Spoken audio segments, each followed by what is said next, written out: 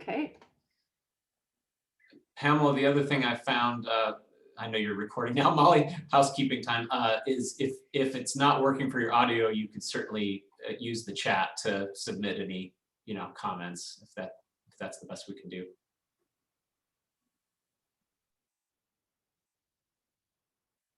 Yeah, that can be very frustrating. So for our group, which is, we're peaches, correct? No, we're pears. We're pears, yes. Okay, keep me honest there. Yep. We're going to be doing priority 2, 3, 4, and then 5 in that order. So we probably have about, it's flexible, but we probably have about 20 minutes on this first priority 2, which is up at the top, promote policies and partnerships that expand and leverage resources. And we're a pretty small group. We need a facilitator, a reporter. I'm taking the notes on the screen. And as was described, we want to review the notes and take your time doing that and see if we're missing any in this promote policies and partnerships that expand and leverage resources. And so to make it a little easier, I'll try to make the screen a little bigger. And the question is, if I decrease the font size, are you able to read? Yes, I can. I see the other Yep. groups notes now. I don't know. So, oh, I guess ours. Yeah, go right there, maybe. Yeah. Yeah. So these are our strategies populated from combined. Okay, so this is the summary of what was discussed yesterday. In all groups, combined into strategies and action items. And kind of our first task is aligned with this priority. Are we missing something important? And actually, I'm going to copy the priority at the top because that will help me on this one.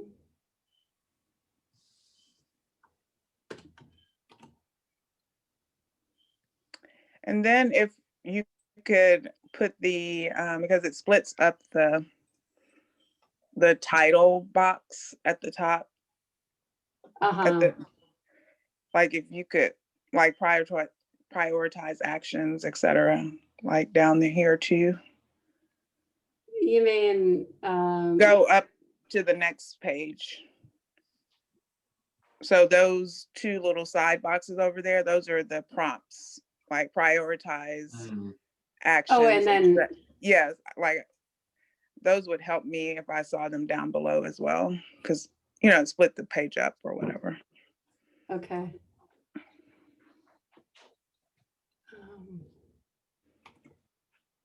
Yeah. Sorry. So our activity is to put our Pear logo next to the strategies and actions that we want to prioritize. Yes. And is the thought one per like we prioritize, oh, I see 3 or 5 priorities. Now I can see the text. Got it. Right, and kind of in order, that they want us to think about it in order. And that lightning bolt, we're supposed to reserve for just one of the strategies or actions. Mm-hmm.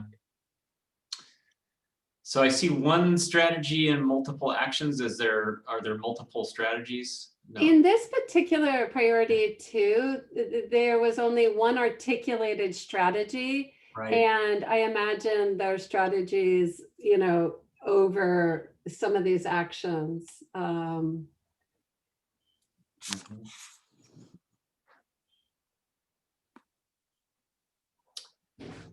So is there an opportunity to redefine the strategy? Because I don't understand what it says.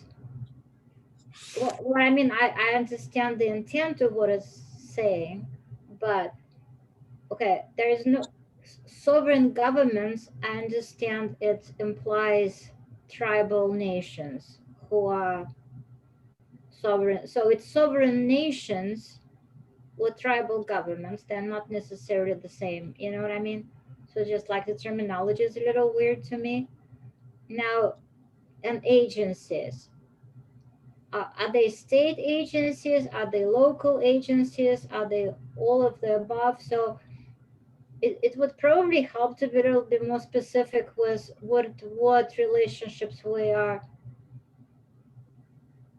establishing. Yeah, I read this particular one, Anya, to be other state agencies and to your point, sovereign nation, the tribal governments. So Right. just based on the text that's underneath in the bullets. And I think that is a good strategy. And not to jump in the deep end too much, but the first thing I thought of when I saw this priority was, and even in our strategic planning conversations that I've attended some sessions in the past, was the unique role that YDC and YDD play with just being community responsive. Just the fact that we are potentially partnering with nonprofits and community agencies that may otherwise not be involved at all in like the state's portfolio. So I don't want to necessarily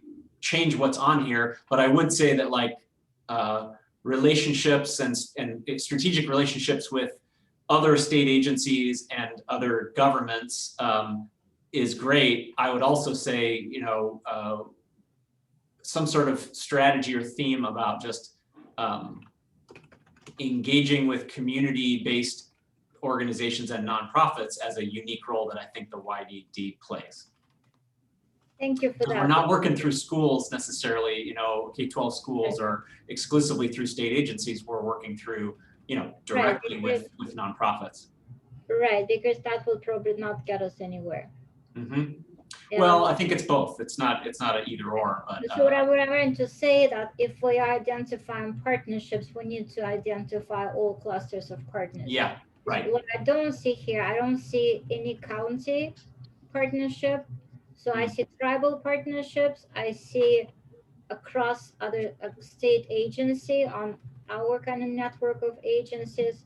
And as you said, I don't see any community-based organizations. So I think it's important to include them. Yep. So You're back, Pam. County and CBOs. Yep.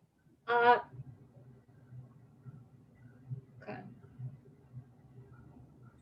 Yeah, and so I think in my mind, I know I don't speak for the group. I'm glad Pamela's on here, so we have another council member perspective. But that's the piece I would add my pair to is really the community-based organizations, the county governments, the more localized partners. Not to say I don't care about the state agencies, but I think what makes YDC work unique is that we're making grants directly to local orgs, which that's what I signed up for, supporting that local work.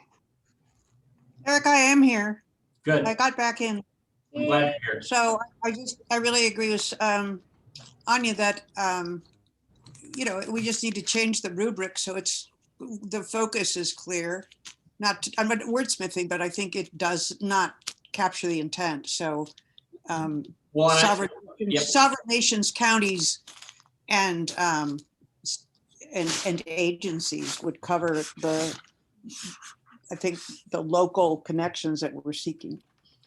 Well, I guess what I'm saying is I think it is two different strategies, but under the same banner. I think that working with other agencies and sovereign governments on kind of system change is one strategy. I think another strategy is making grants. It's either sovereign nations or tribal governments. Okay. Yes. It's either sovereign nations or tribal governments. It's not. It's a mix. It's a mismatch there. Got it. That makes sense. Okay, so I heard One strategy is sovereign nations. And what pairs with sovereign nations? Was it government agency partners? Is that what I heard? Or you said that there's really two strategies here. One is that local level, like the CBOs, and the other is working with sovereign nations and other government agencies. Yeah, what I was saying is I think that short of the wordsmithing that I completely agree with Pamela and Anya with this strategy, I think a second strategy is working directly with community-based organizations and nonprofits as a separate strategy. Yeah. So those are the two. One is kind of this system focus and looking at, agencies, I guess, and state agencies and sovereign nations. Okay. And if that's appropriate, and then a separate strategy for, just what you put in here. Okay, so got it. One thing I will add is that what I gather, and I agree with everything that's been stated, but when I read the priority,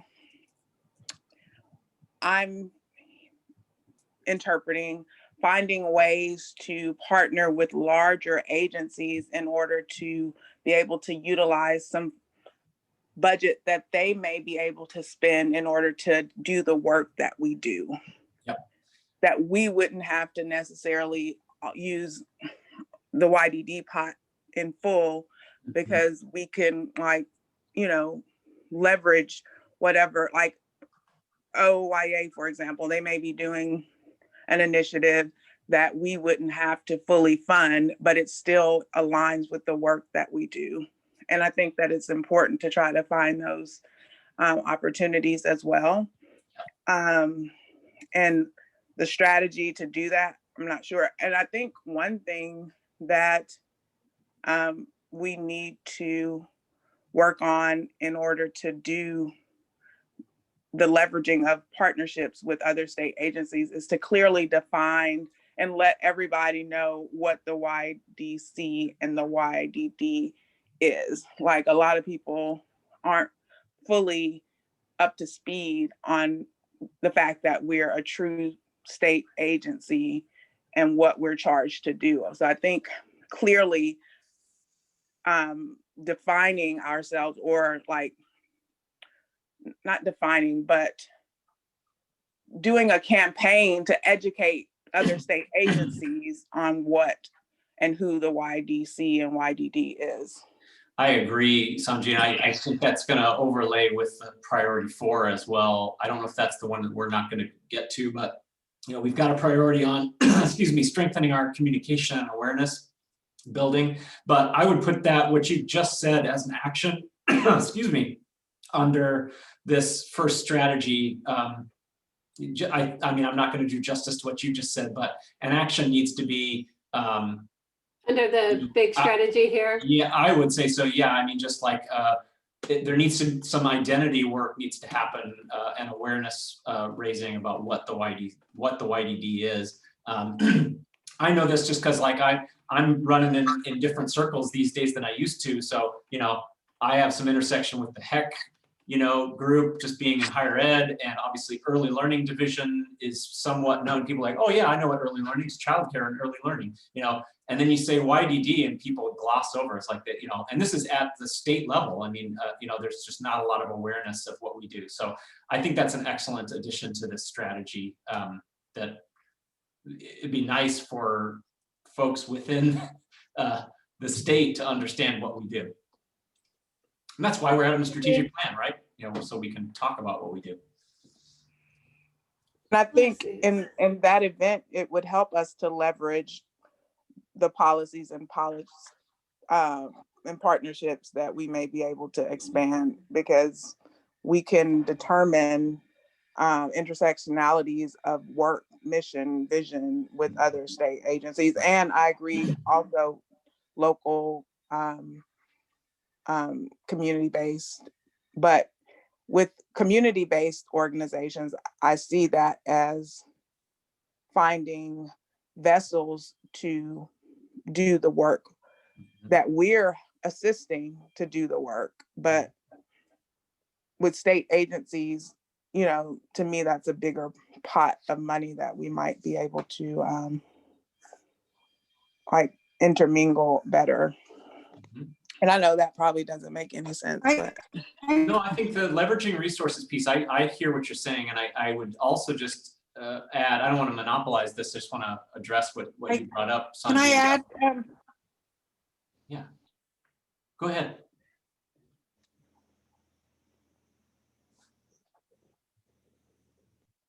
I wanted to say, I think that the strategy can be more specific based on what Sony said, that if we were to, in identifying work and awareness raising of what we do, if we would specifically set aside a time with the appropriate person in these agencies to identify cross mission, vision, values, and also even efforts. I'm thinking, for example, of OHA. In the local communities, we have coordinated care organizations, and some of them have done innovative things with what I would call crossover kids, who are among the most vulnerable of our of the kids we serve. So I would just be specific about that, because I don't think it's a let us tell you what we do. It's like, can we sit down together and identify where we intersect and how we can enhance that intersection? And that's what I heard Sonji saying. So I just wanted to make sure we had that point clearly stated. Thank you.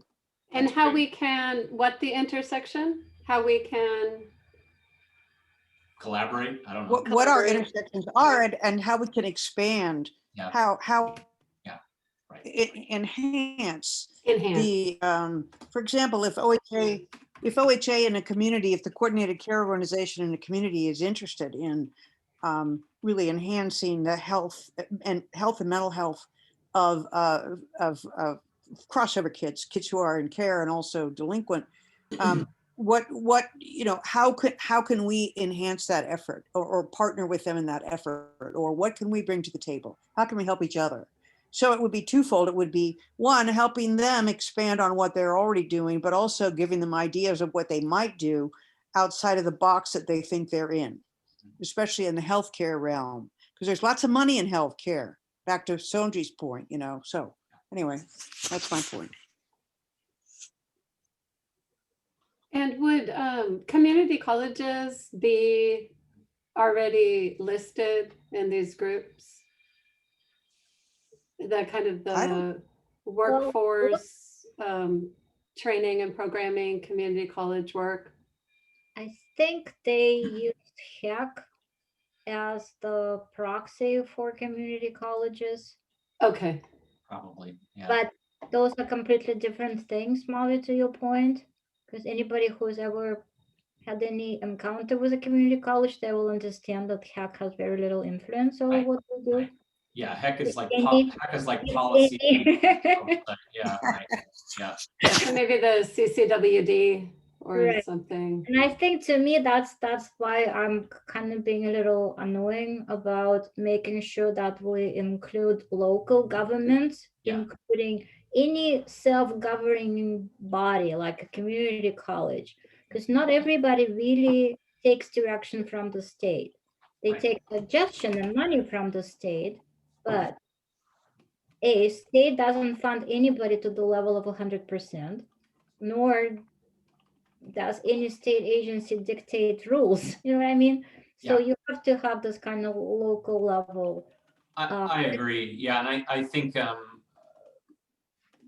just the other place that I saw an intersection with our higher education community was the next bullet on talking about developing you know, partnerships, stakeholders, and trainings on identity, culture, language. You know, it's like the word training, you know, could be replaced with education, you know, and I think we have some great thought leadership in the state in our education community, in the higher education community. So I would underscore that, you know, there are probably multiple spots that we could see some good connections with community colleges, Molly.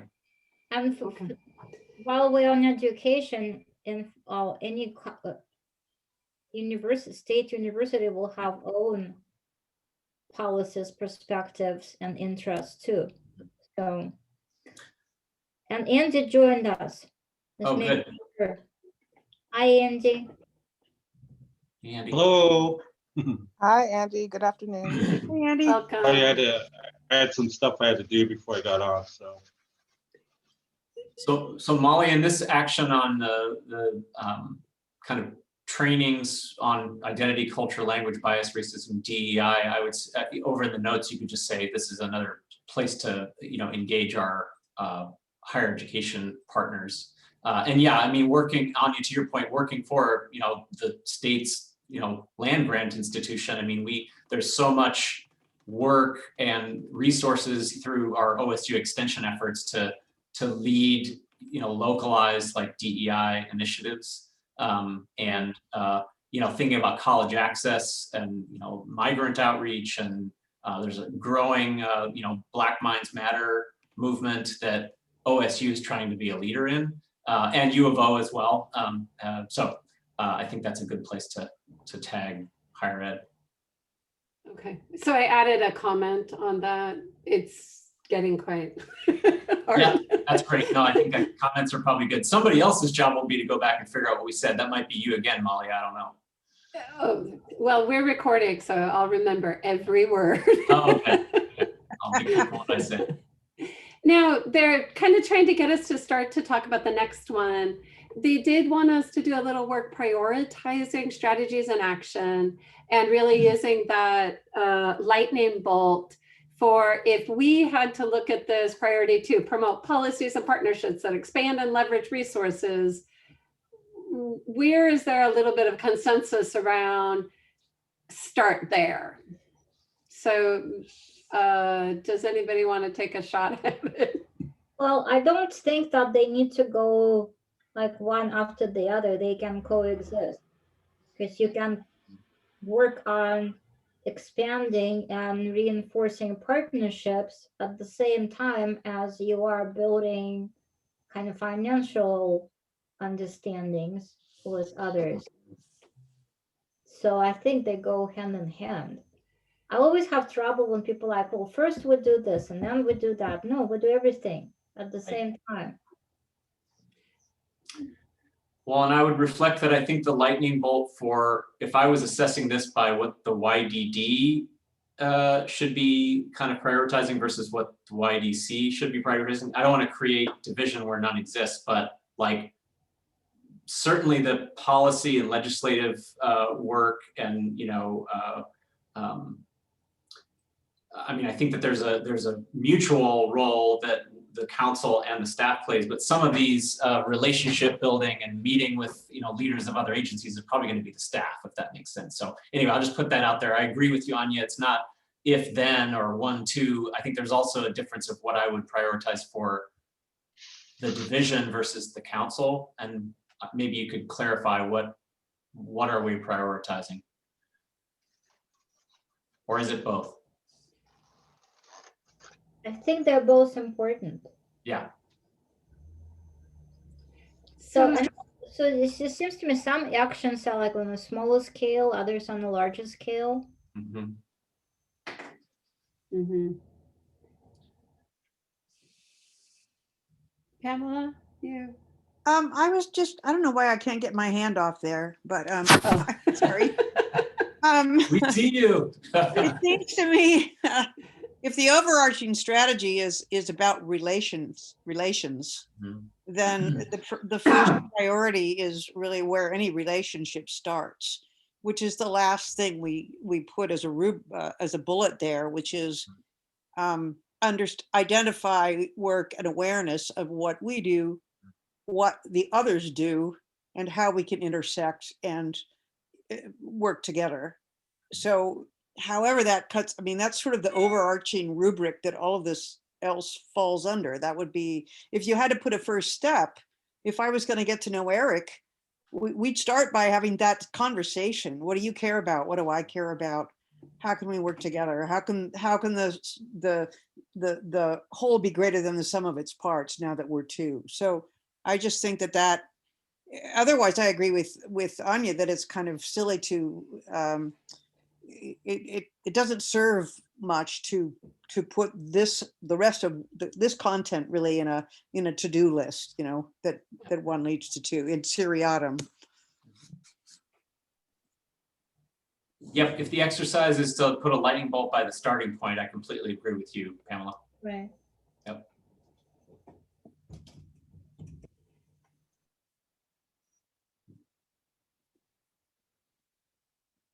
Can you scroll down, Molly, to the last one, or if other people are okay with scrolling? Oh, great, now I can see it. Yeah, and I think we're technically supposed to be like probably about 3 or 5 minutes into our second priority. Okay. Participant policy development, implementation, ballot measures.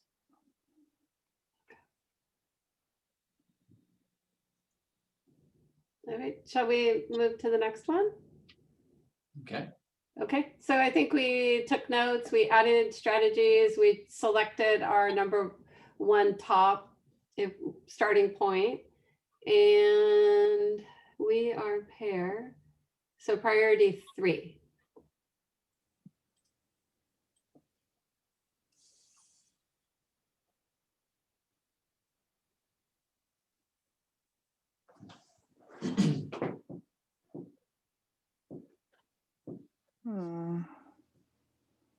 Grape Group hasn't moved on yet, it seems. They need to leave. Pump them out, right? So we got achieve strategic outcomes through grant making and programs that support youth-centered pathways and practices that and affirm identity and safety.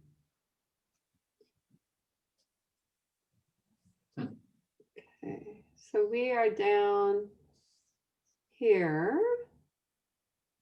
And I'm just going to scroll all the way down to the bottom. So it's about a page. If I make it big so we can read, let's see if I can do that. All right. They might not like that. Huh?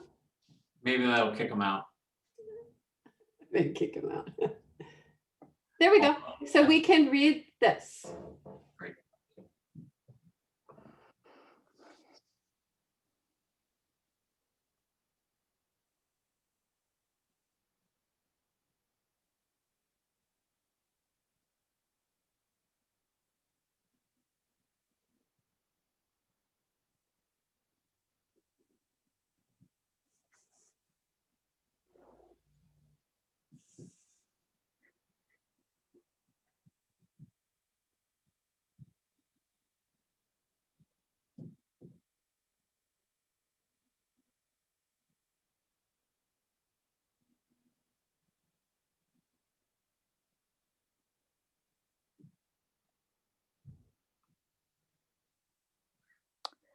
I guess I have a question about why, like, most of the strategies are stars and then they have sub actions, but I mean, it's probably not that big of a deal, but like that action down there with about the JDPA is a star and it's not under a strategy. So I wonder why it's distinguished like that.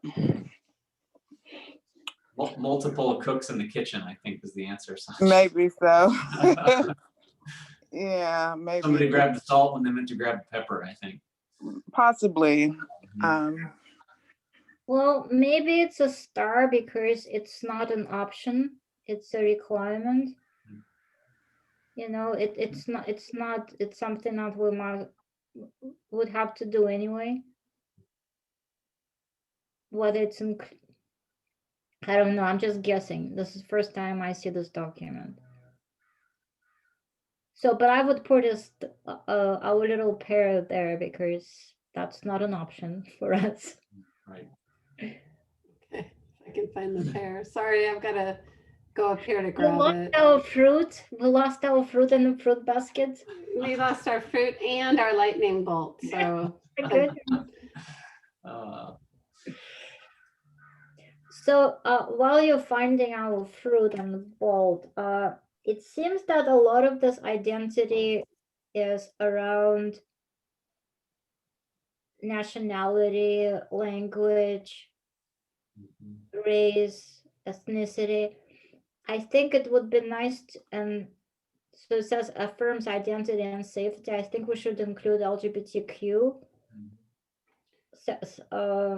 gender identity and sexual orientation in the mix, because that's another set of identities that need to be. I assume that that's under identity. Well, I don't assume it because I don't see it. Yeah.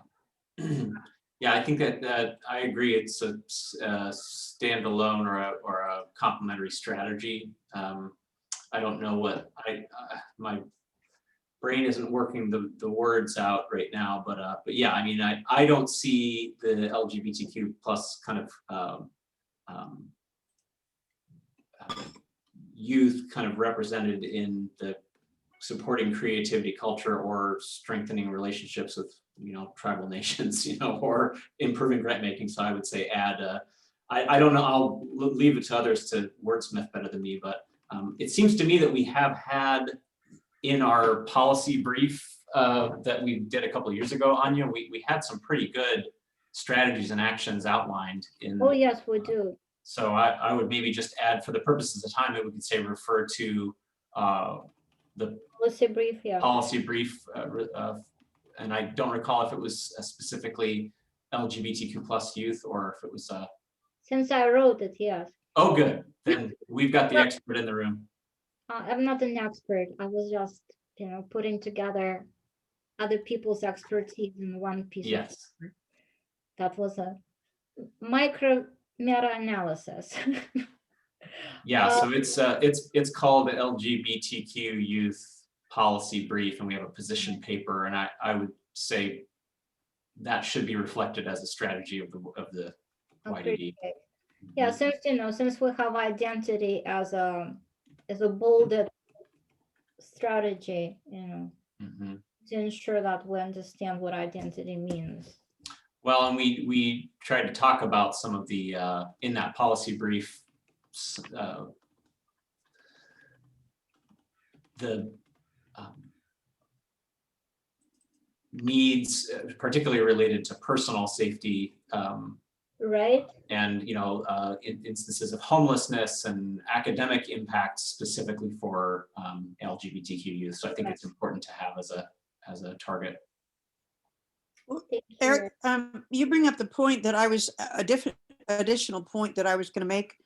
The rubric here about above says affirms identity and safety, and yet all the action items here they focus on identity, connection with nature, tribal connections, but not safety. And so I think we should say add safety kind of a action strategy. It doesn't seem to, the two don't square up in my view.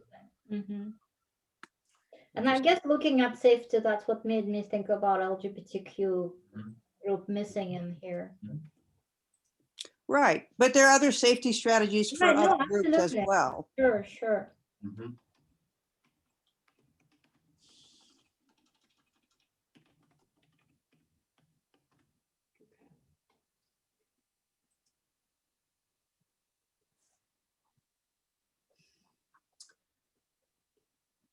And it's,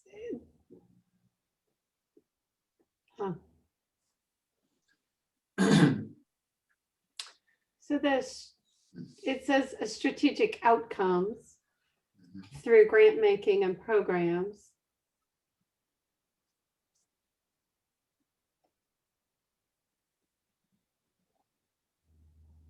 Yeah, what are the outcomes? I mean, to define the outcomes.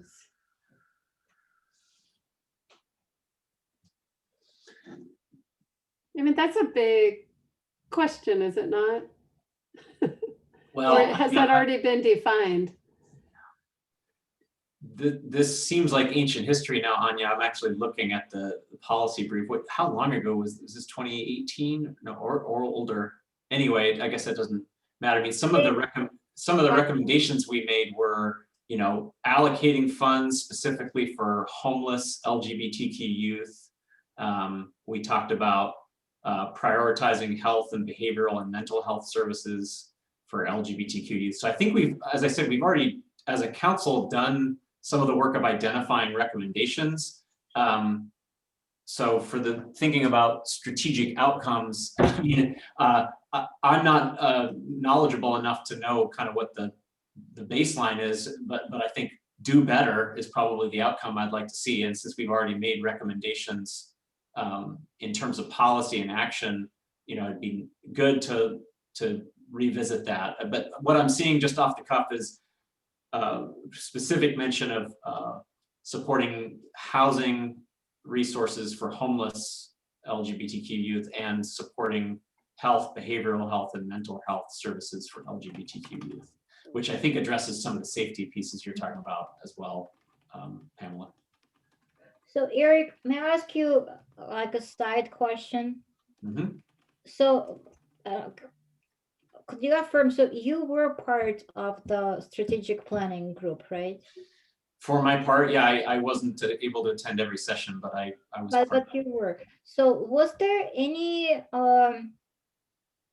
thought given to looking at previous strategic plan and getting some, was, you know, just basically assessing it, whether some of the actionable items are still relevant? Yeah.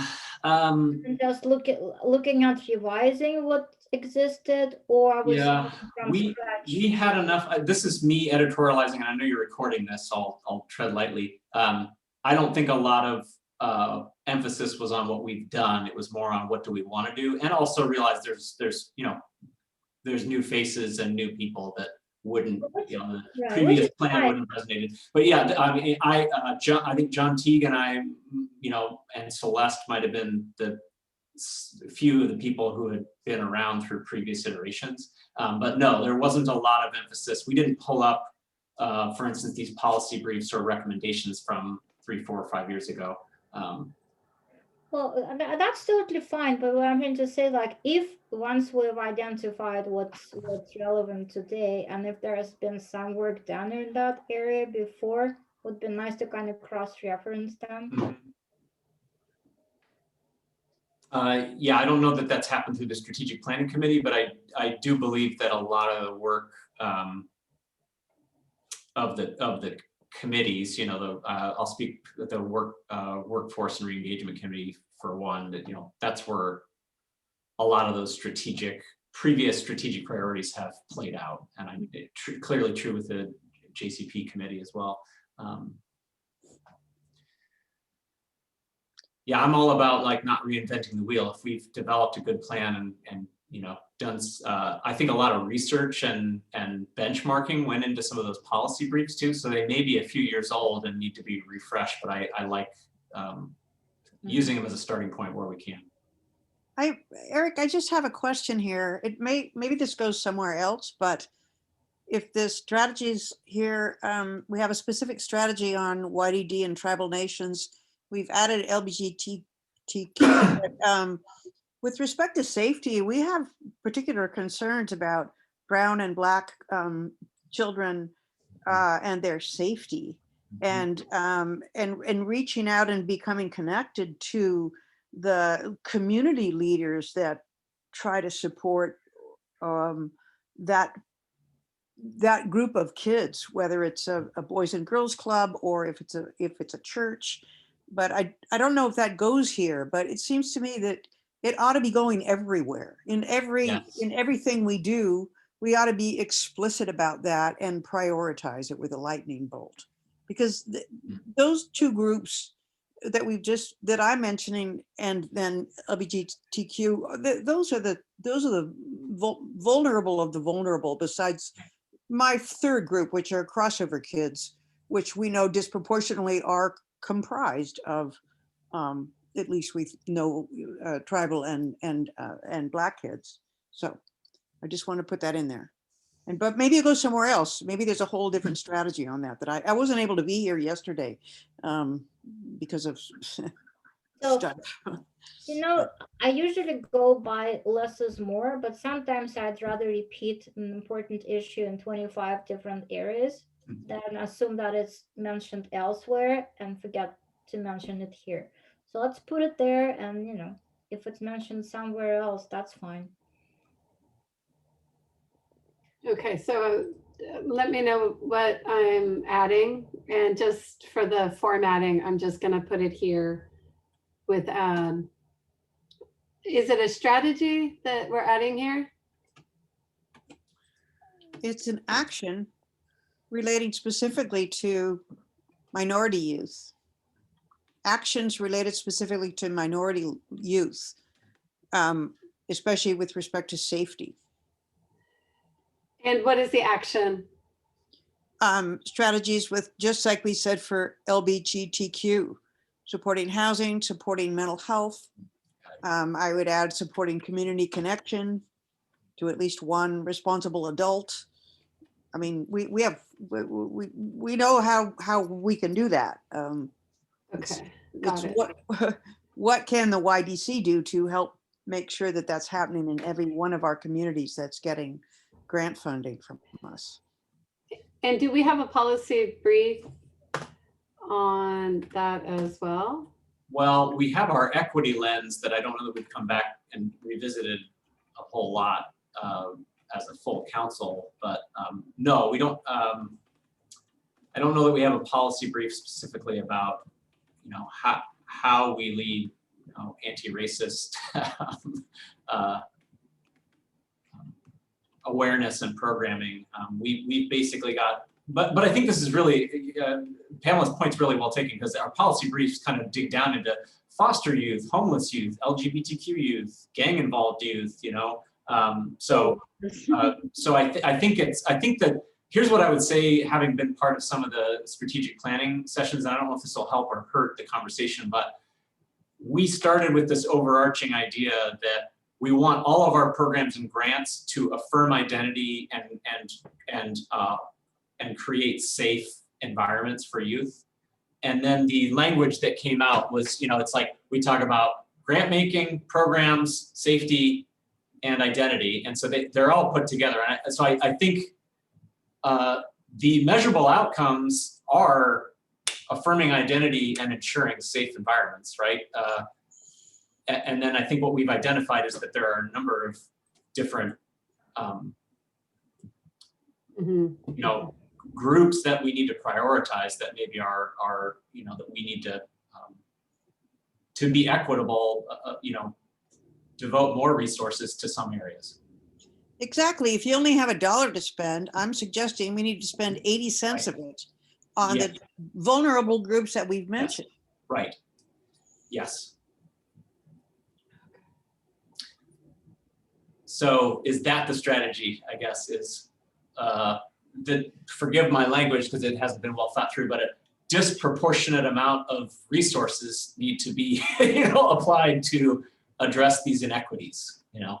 And by disproportionate, I mean more, you know, it's not equal allocation. It's going to be, you know, as a strategy. No, it's proportionate. It should be proportionate to the need. Proportionate to the need, yes. So shall I change it to allocate resources to? Yeah, I mean, I would even say prioritize, you know. So prioritize resources to. Makes me kind of cringe to think how we do that when we have an RFA going out here in the next month, but.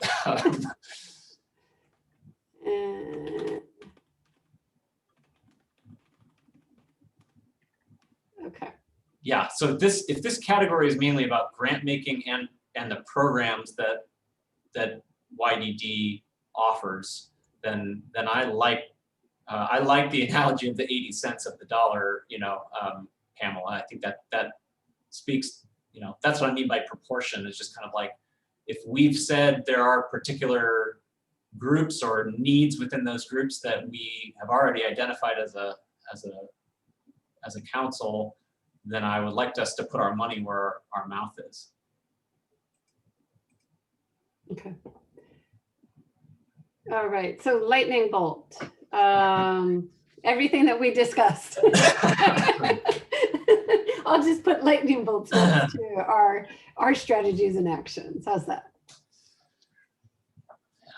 Does that kind of where we're, Well, yeah. or I don't know.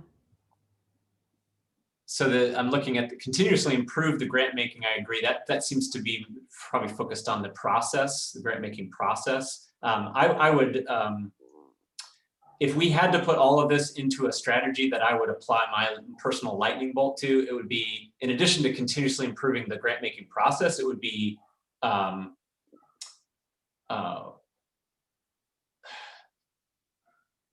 essentially applying our equity lens to our grant making process. So it's more less process focused, more kind of philosophy.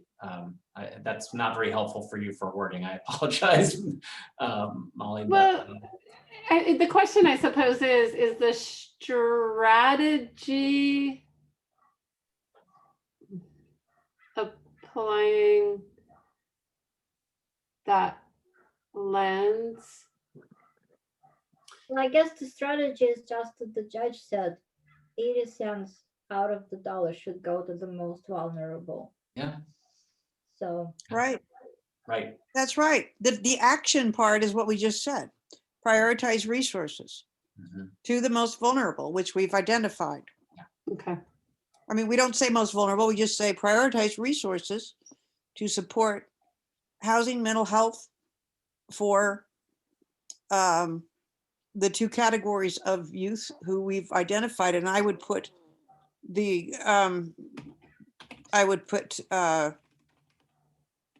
do you say that BIPOC? Is that how you? BIPOC, yeah. Yeah, I would put them first. Okay, so I'm gonna synthesize it into Put them just together. 2 points, and we will, and then keep safety separate, and put these guys first. Okay. You're doing a good job, Molly. Thank you for trying to synthesize.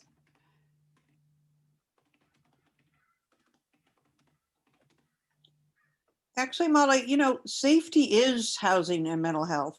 Right. So we're probably don't need a separate thing for the safety. The point of that is to have a particularized safety strategy, don't you think? Yeah, I would say our priority, overarching priority is identity and safety. And I think these are the actions that we've identified to go on, you know, housing and mental health being 2. I mean, I wouldn't say those are all, but those are 2 really good ones that we've already identified as a council. Sorry to interrupt. Andy just texted me that he had to meet with a client, so he had to leave. Okay. All right. Are we calling this a strategy or action then? Or it doesn't matter. That's not important. Yeah. But I will put identity and safety here so it doesn't get lost. Okay. I think it's an action. Yeah. It's specifically an action. I was just gonna say, because strategy, it's words, words, words. Action is what we actually do. Right. And we're gonna put 2 lightning bolts right here and move on. Unless you want to review anything else here. Just since there is a strategy that's already been identified for improving the grant making process, I would like to add I don't know if it's in the notes or I don't know if it's a standalone action. We need to do better with the timing, and I realize, you know, it is what it is, but having grants that we don't award until August or September, which is a quarter into the fiscal year, isn't ideal for you know, programs that, you know, need to start then. So I would just that should be mentioned somewhere. Okay. So like a grant making process improvement. Yeah, it just seems, and I mean, I've been on the council for, you know, 5 years, so I'm coming up on 6. So I understand, but it seems like we're always chasing after it. Like, oh my gosh, we've got to get these grants out. And having at one point been a grantee or organization that was a grantee, just finding out in September or October that you got a grant that started back in July, it just, you know, we can do better. So I would like to just reflect that. Yeah. To, you know, align with the fall start, you know, so that means letting people know they get grants sooner. Totally agreed.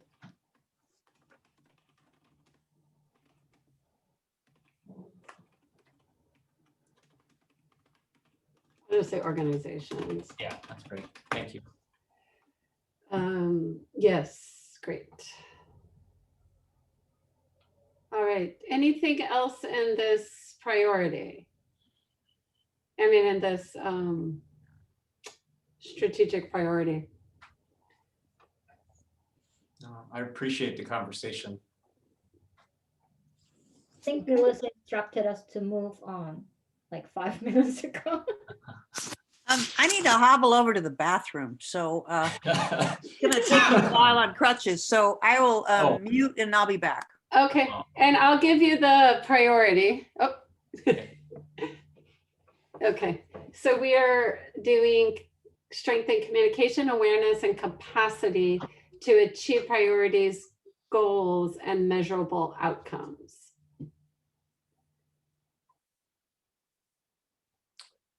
Strengthen communication, awareness, and capacity. You almost want to take a picture on your phone so you can keep it. Yeah, I have the PowerPoint on my other screen here too. Oh, so, good. yeah. Let's see if they copied it. Oh, good, they copied So it. this is mincing words. So we originally had communication and awareness capacity. Now it's communication, awareness, and capacity, which it's only one word different, but it is quite different in terms of meaning. So Very. I originally read this to be basically building our capacity for communication and awareness building. So I don't know if that got changed by another group or if I was misunderstanding the original. On your slide, is it the It same? says language? strengthen YDD, YDC communication and awareness capacity. So I read that to be, you know, build our capacity for, you know, communications and awareness building. You know, it's not the end of the world, but No, it's important. It's an important change. building capacity is quite a big, you know, That's an undertaking. undertaking of its own. Communications and awareness is a little more targeted. I'm just gonna move this over so people don't get confused with what we did. Good. So, and it's too late above. I didn't move it. It's fine. You know, that's a huge difference. To me, Let's look at the strategies and actions. Maybe that'll. to me, those don't, the strategies and actions there, I don't know. To me, they're not cohesive with the overarching priority. Is that just me or?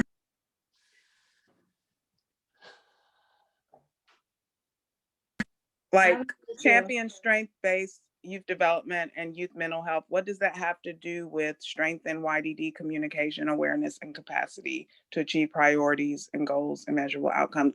And maybe I'm missing something. I mean, I think that's a great strategy, but I don't know how it fits with that priority.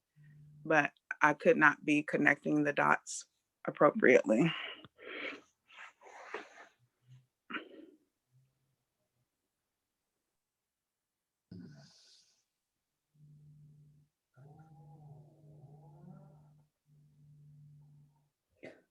Like the next action, develop implementation timeline and actions for strategic plan, to me, that kind of is figuring out how to better our maybe capacity to achieve our priorities, goals, and measurable outcomes. Mm-hmm.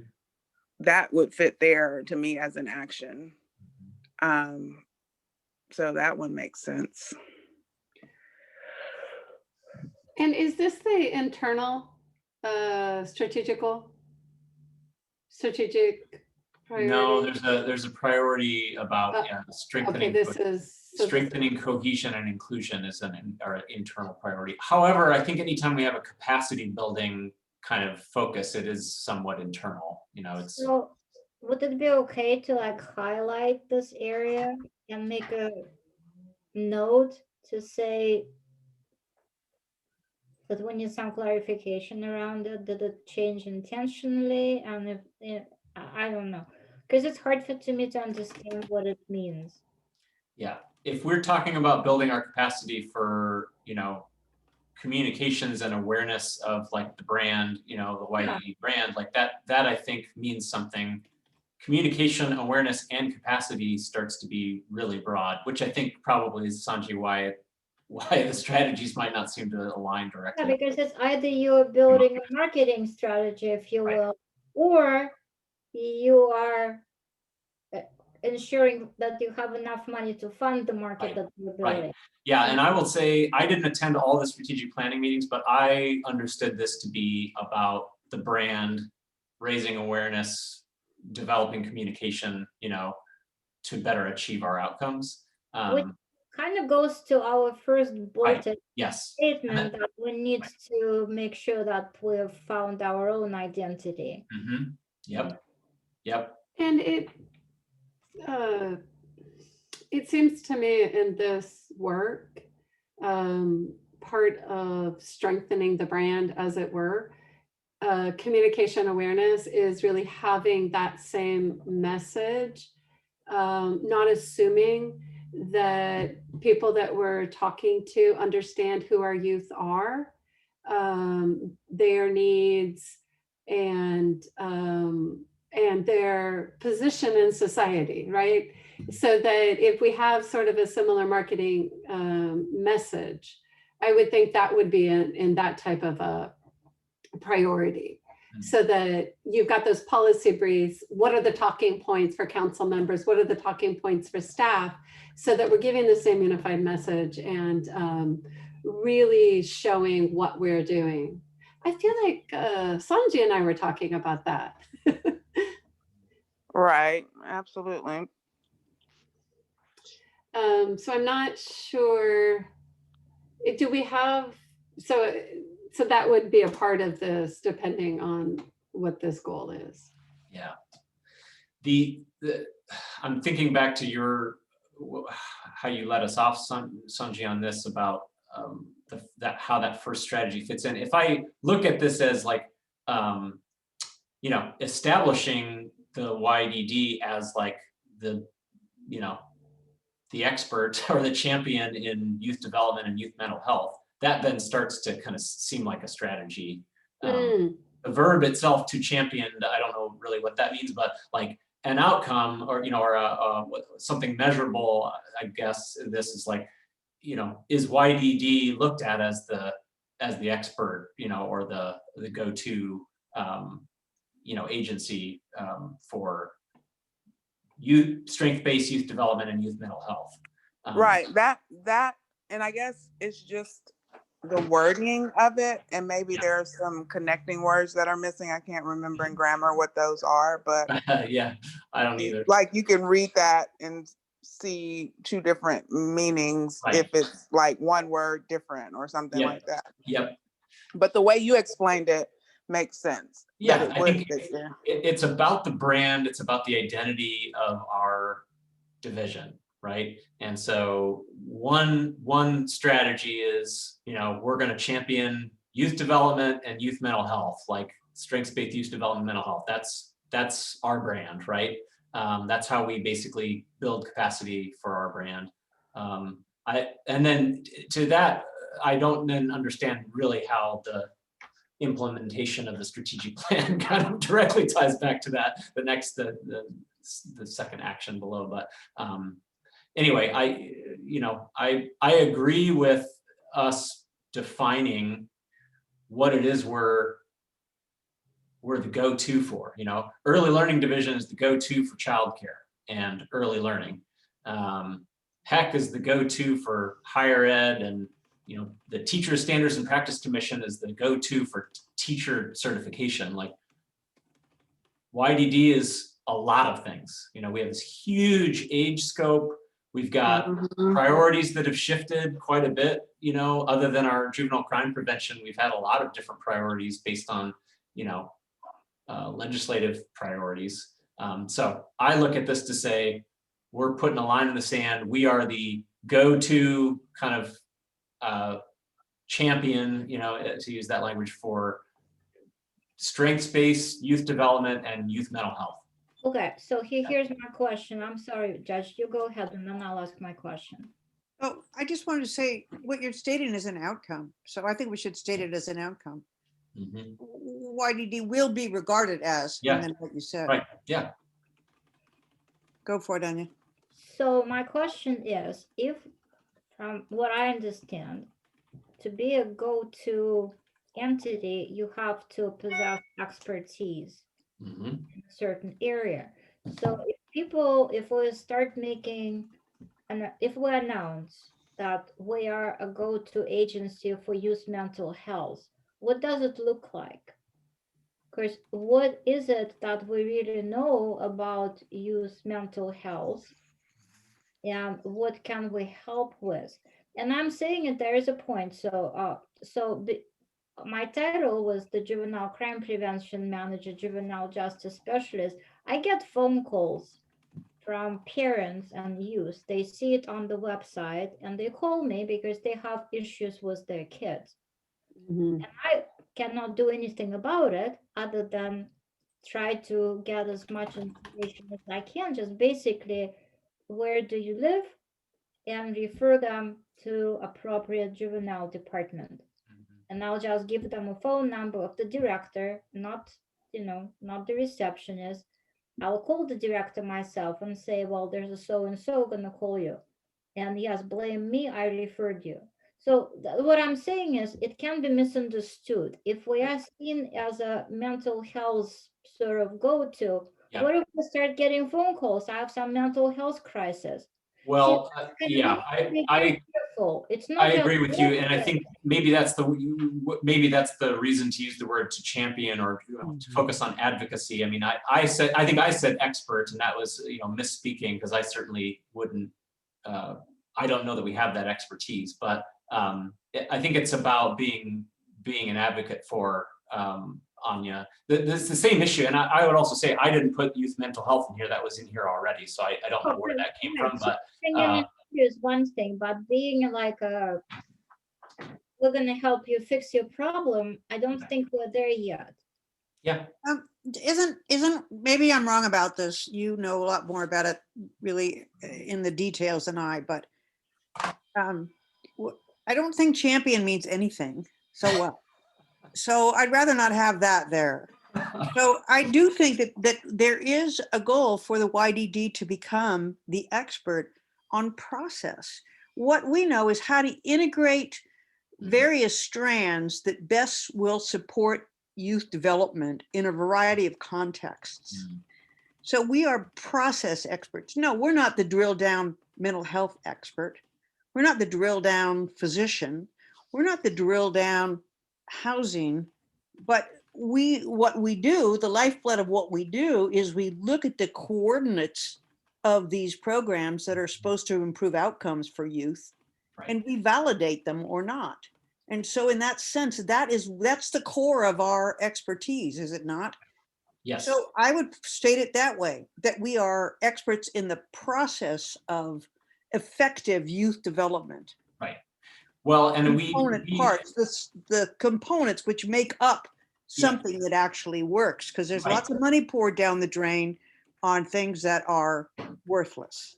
Well, and I would just say, I don't know if Celeste had some say in the language that was listed above, but positive youth development is capital P, capital Y, capital D. I mean, it is an actual thing, and it includes, metrics for sense of belonging and emotional safety and connectedness, so I think that's what it's getting at, is that we're going to be leaders, to use a word other than champion. And I think your point about connecting resources is great, Pamela. But the concept of positive youth development as a thing is, I think, where the intersection with youth mental health is. It's not to say we're going to be a mental health agency. It's just to say positive youth development primarily focuses on, So positive youth the development. wellness of a child, in regard to their emotional well-being. But you wanted to state the core of what we are. So using those capital letters with all that implies, Right. that is what we are. Yes. We want to become known as, across the state, at every level, the people who know how to do positive youth development. So if you're putting together something in your community and you have that same dollar to spend, you want to know how best to spend it and where to strategize that spending. And that's where we come in. That's really the niche that we serve. So that was the fundamental principle of the previous strategic plan, and that was the how Mary Arnold built her theory of action on. So we have some really good, already developed processes and the outcomes, everything connected, what to look for, what to collect. It became a requirement was the juvenile crime prevention planning process of biennium ago, but then we kind of lost it. It faded away for the agency and for the council. So are we recommending to bring it back? Because it sounds to me that we are, but then it needs to be kind of reflected somewhere. Yeah, that I would just say for my part, that's what I read in the strategy. I mean, I would when it says strength-based youth development, I was reading basically our whatever position paper on positive youth, whatever, the unified systems approach to positive youth development or whatever. So whether we put that in a tag, that is my recommendation, but I don't claim to speak on behalf of everybody. I support it because it's something tangible that we can be experts on. Right. The strengths-based youth development and youth mental health is as vague as they get to me. Yeah. Yep. Yeah, and I think there's we cited the Weikert, youth program quality assessment. I think that's what you're referring to. Right, there was a whole metric metrics. attached to it, and how do you know that you're developing or implementing the youth development program correctly? So I would feel comfortable as me. I'm not speaking on behalf of our whole subgroup here, but that a recommendation would be to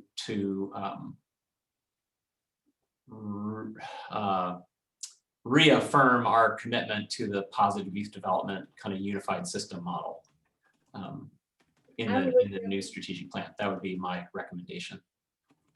Positive, say it again. It's the positive youth development. I've got it open here. Pulled it off of the website. It's the unified systems approach, positive youth development paper that Mary Arnold developed 4 years ago. I'll share the link with you. I mean, it's on the YDC website. I found it online, just Google searched it. I'm just gonna call it a model. Yeah, that's fine. Okay, so we're rewording the strategy to reaffirm the commitment to the unified systems approach to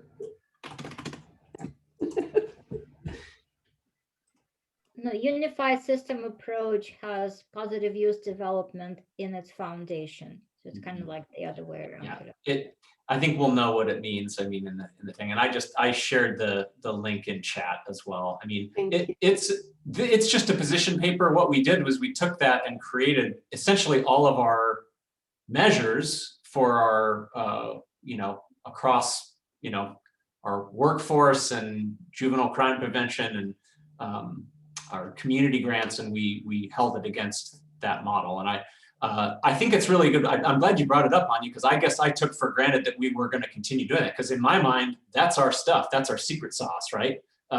So good to put in writing to just say, unless that's being proposed to change, that's what I read when I saw strengths-based youth development above. As I said, it kind of faded away. So I think it's worth bringing it back to light. okay, well, I'm sure that's fine. maybe you don't want me to put that in the, It's up to you. I mean, it's, is that okay that I put that in the, all I did was Google search and find it on the YDC website. So it's Perfect. you whether you want to tag it there or not. we'll see. But I don't want to lose the screen, so I'll leave it there for now. I will say that I think, you know, if it's the same positive youth development that I sat in a training with OIA at one of their stakeholder meetings, no, I think theirs is positive human development. Those are two separate concepts, but I haven't looked at positive youth development. The only thing I hope that we be careful of is that sometimes those are very majority population specific to a state of mind from the standpoint of the majority population and from the brain of a majority population member. And so definitely need to make sure that if that's the direction that we go, it has cultural components that are specific to populations outside of white youth. We should add, maybe we should add as an action under that rubric that Eric just stated, that we, review the paper, of course, and update it to ensure that it meets our prioritization of the two groups of youth we just identified in the previous strategy. And not just, youth of color, but again, we go into the conversation about vulnerable youth, female youth, LGBTQ plus youth. So to make sure that there's a cross section of different audiences that may be impacted or that we are trying to reach in the work that we utilize that tool for. Right, and Sanjay, I really appreciate your comment. I mean, there's definitely this poison pill, I guess, of just like, once we say, here's the model we use, then it's like, you have to define what baseline is and what normal, or what positive, what defines positive. And I think we need to be constantly mindful that we're not just using a, single lens. I would say from what little knowledge and expertise I have in terms of language for positive youth development as a model, it's about youth-centered and responsive programming. So it's about promoting emotional safety and psychological safety of youth. It's about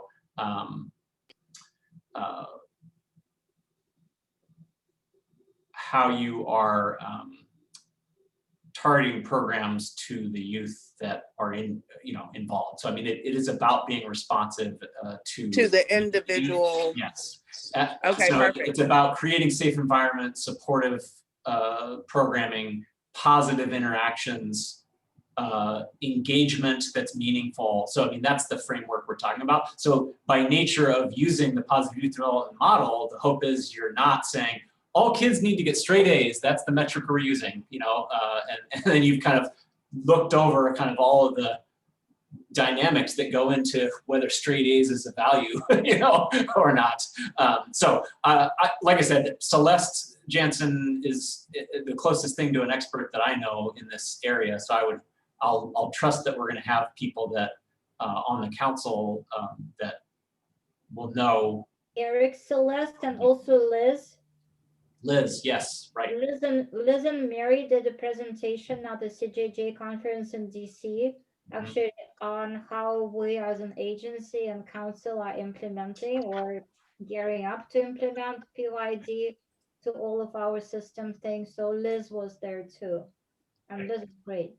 And she has mental health actually background as well. The other thing, and the mental health thing, I know everything that's been said, I agree with Anya. I don't feel personally that I would be, any kind of expertise in that area, nor do I think the youth development division is. We did talk about trauma-informed care quite a bit in our strategic planning kind of talk. So I know that's another kind of like model, kind of buzzword, but Right. you know, Yeah. we talked about basically our applying a positive youth development approach and, you know, applying concepts or theory of trauma-informed care to the work. So that's how I think we got to this champion statement here. And that was like you somehow read my mind, because that was the next concept that I was going to use, is the trauma-informed care practice. Mhm. And one thing that I don't like about that is that it's not typically broken down to make sure it's culturally specific, because trauma is going to look different depending on who you are and where you come from and your experience. And sometimes it's too broad and it's not truly culturally broken down to address things that might fall under the type of trauma, or the group that may have experienced trauma looks different from child to child. Yeah, it needs to be culturally relevant and yeah, we need to certainly apply the appropriate lenses and not just say this is the one model we're using. I mean, I think that's kind of why I'm talking myself in circles. I mean, the benefit of just talking about youth development lowercase is that it's just a, you know, it's a couple of, you know, it's a noun, right? It's not an actual like model that you're referring to. So that might be, you know, the reason that whoever put this text in here decided to not refer to a particular model, Sanji, is just because there's no good perfect model, right? We have to apply our priorities above that we already talked about as a lens over all of this, so that it's not just a blind, you know, application. Right. And sometimes even with the best intention, that doesn't happen. Right. And there's a blanket theory and they try to fit a square peg into a round hole and make it fit for everyone. And oftentimes it doesn't. Yeah.